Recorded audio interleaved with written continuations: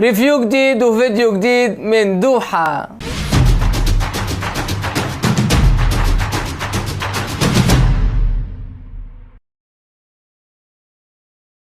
قبل ما نبدا الفيديو ما تنسوش تعملوا لايك واشتراك في القناه وتفعلوا زر الجرس عشان يوصلكوا كل جديد. فيديو النهارده بقى هنعمل طرت سابليه على طريقه المحلات الكبيره، فيلا بقى ندخل على الفيديو على طول. قول يا دوحة. نبدأ بقى كده بالمكونات على طول، وهي المكونات معانا النهارده 3 2 1، يعني 3 كوبايات دقيق وكوبايتين زبده، واحنا الزبده سيحناها خليناها سمنه، ومعانا كوبايه سكر بودره. نبدأ بقى كده ونشوف هنبدأ بايه معانا. اول حاجه معانا هنجيب كوبايه السكر البودره هنحطها في الطبق الكبير ده. هنجيب اهم حاجه معانا يكون طبق كبير كده، وبعد كده هنحط كوبايتين السمنه برضو مع السكر. اهم حاجه السمنه تكون زي درجه حراره الغرفه كده عشان ايه تتقلب معاك بسهوله.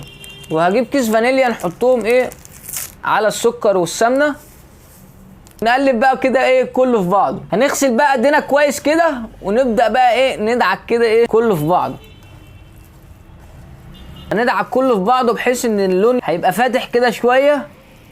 قلبها ونكمل تاني مع بعض. قعدنا نقلب كده لحد ما لونها ابيض شويه زي ما انتم شايفين كده. هنبدا بقى ايه نضيف ال3 كوبايات دقيق مع بعض. هنجيب كده 3 كوبايات دقيق نحطهم كده كلهم على بعض، ونبدا بقى ايه نقلب كله مع بعض.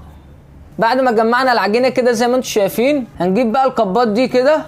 تمام، احنا هنعمل ميني تارت سابليه، ونبدا نكور كره صغيره كده كده زي ما انتم شايفين، ونبدا بقى نحطها ايه في الكب كده ونفردها.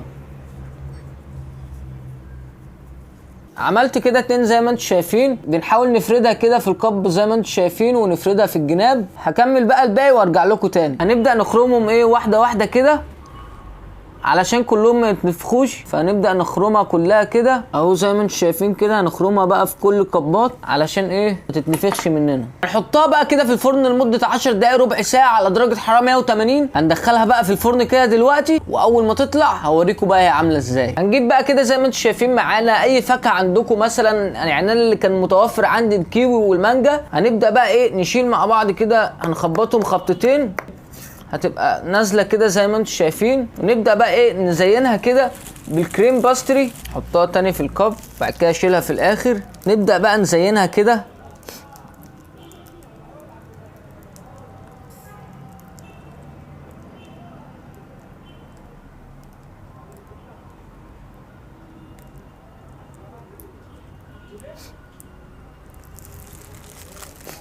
اهو زي ما انتم شايفين كده.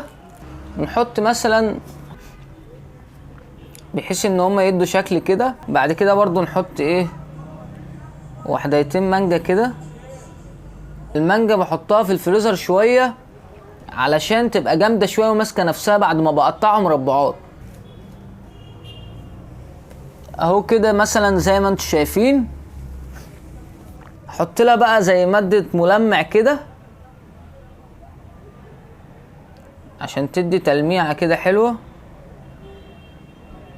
اهو زي ما انتم شايفين. عملنا كده اول واحده. هبدا بقى اكمل كل الشكل ونرجع لكم مره تانية. ده شكلهم كده بعد ما زينتهم. اوريها لكم برضو من قريب اهو زي ما انتم شايفين كده.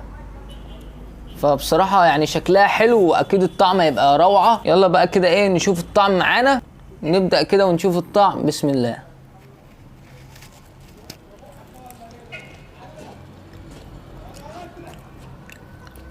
لا جامد قوي بصراحه، يعني السكر مظبوط، العجينه طعمها حلو قوي، وطعم الزبده كده باينه في العجينه. فبصراحه يعني حلو قوي. والكريم باستري كمان طعمها حلو.